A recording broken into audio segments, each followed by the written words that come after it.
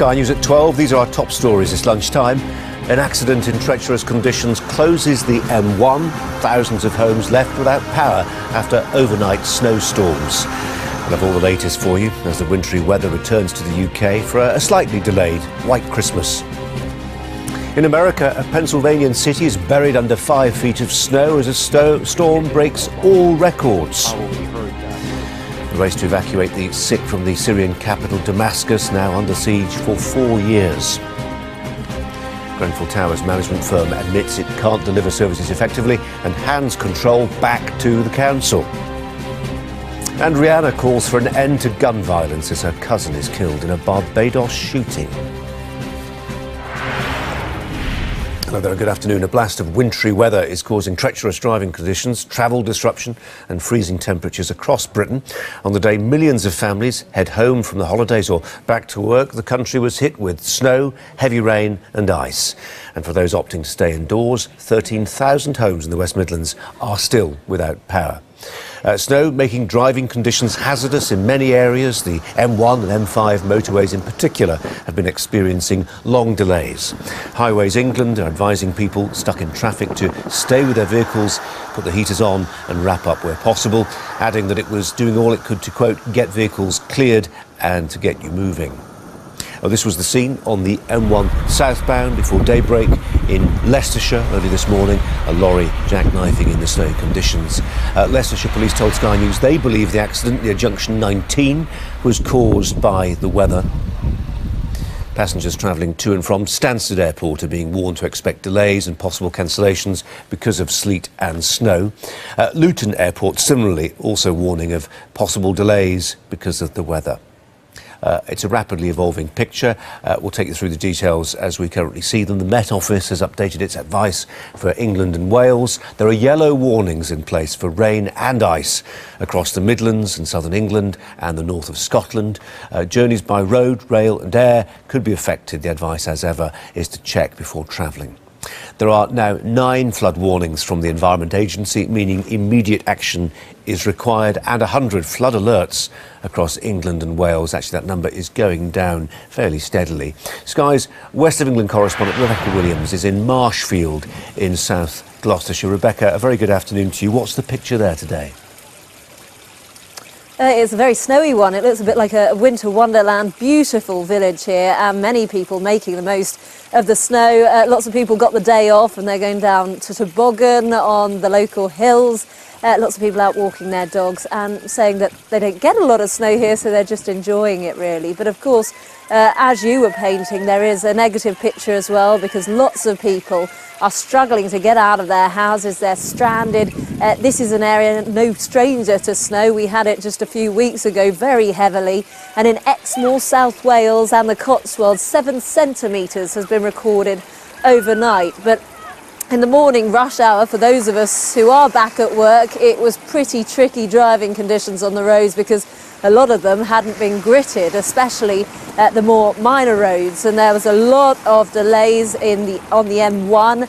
As you were mentioning, there was a big accident there, a lorry crashed, and so they had to close 3 lanes on the southbound carriageway near to Rugby.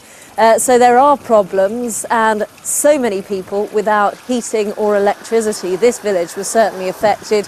They got their power back on earlier on this morning, but they went several hours without it. And lots of people saying it was absolutely freezing waking up, and of course, you know, they couldn't turn on any heating or any electricity at all. They couldn't even make themselves a cup of coffee.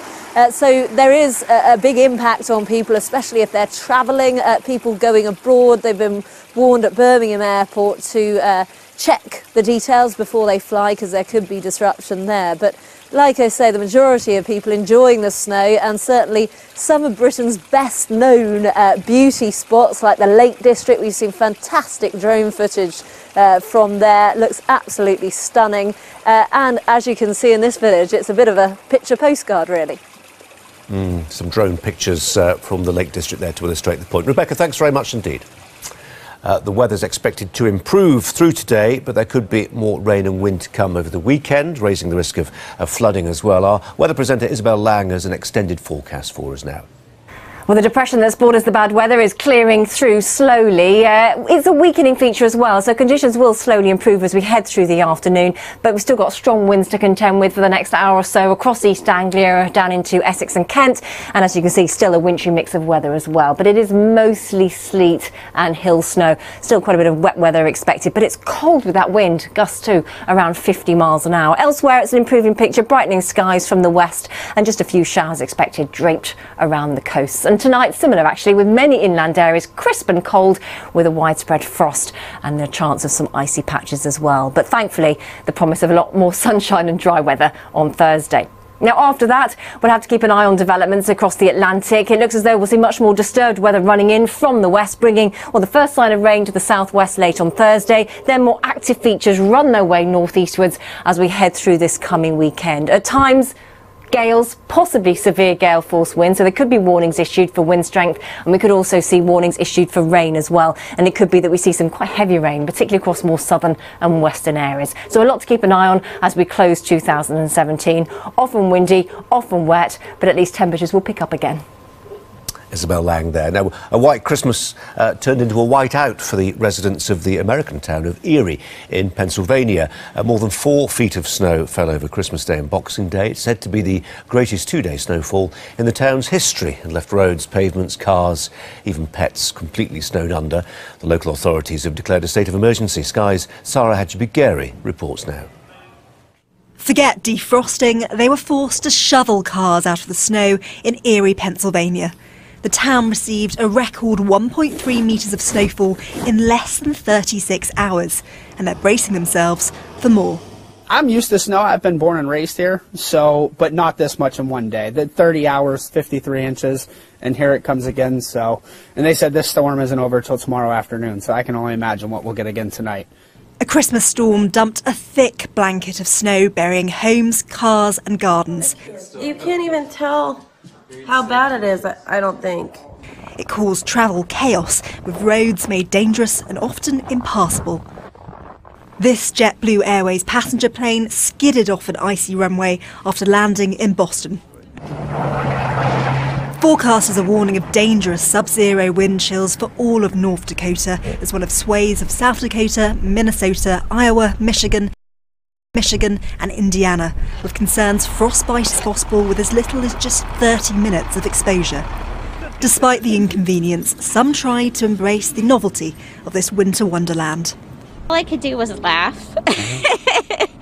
You know, it's a little ridiculous, but I keep pecking away at it and we'll get it clear. Residents here are hoping their white Christmas won't continue into a bitterly cold new year.